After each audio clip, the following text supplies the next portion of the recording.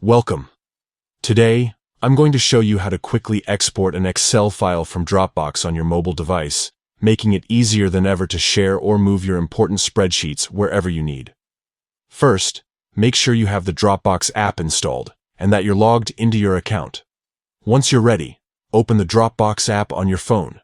This is your main gateway to all files stored in your Dropbox.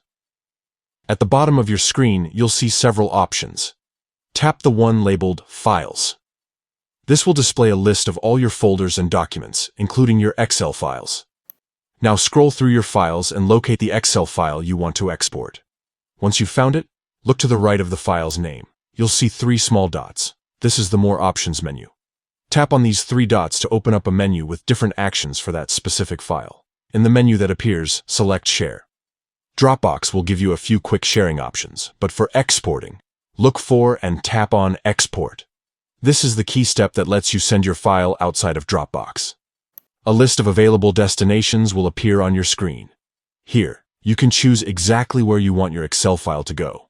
Maybe you want to save it to your device, send it via email, or upload it to another app.